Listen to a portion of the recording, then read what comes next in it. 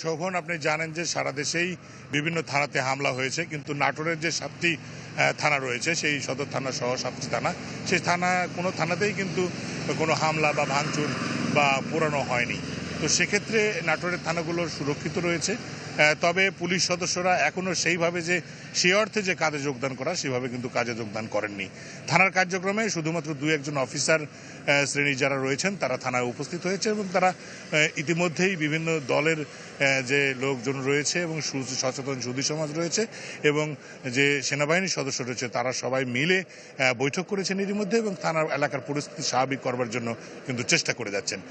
তবে সাধারণ মানুষরা যেটা বলছেন যে যদি পুলিশরা একেবারে একযোগে কাজে যোগদান না করে এবং বাইরের কার্যক্রমে যদি অংশগ্রহণ না করে, সেক্ষেত্রে কিন্তু আইন শৃঙ্খলা পরিস্থিতি যে অবনতি হয়েছে সেটা কিন্তু ফিরিয়ে আনা সম্ভব হবে না। তারা বলছেন যে দ্রুত যাতে থানার কার্যক্রমগুলো স্বাভাবিক করা হোক।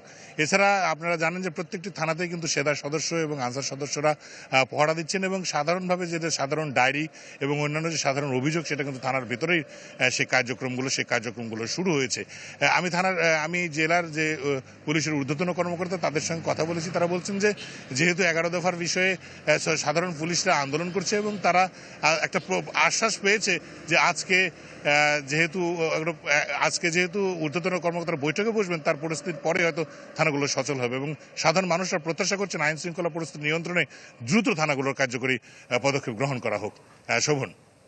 দেবাশিস, আপনাকে ধন্যবাদ। চুয়াডাঙ্গা থেকে যোগ দিচ্ছেন সহকর্মী রেজাউল করিম লিটন। 100% কপার কন্ডেন্সারে তৈরি ভিশন ফ্রিজ, তাই গুণে মানে অটুট থাকে বছরের পর বছর। শোভন, আপনাকে একটু জানিয়ে রাখি যে চুয়াডাঙ্গা জেলায় পুলিশের থানা রয়েছে 5টি এবং একটি সদর পুলিশ ফাঁড়ি, একটি পুলিশ তদন্ত কেন্দ্র, আর পুলিশের স্থায়ী ক্যাম্প রয়েছে 15টি এবং অস্থায়ী ক্যাম্প রয়েছে 17টি এবং একটি পুলিশ ইমিগ্রেশন রয়েছে।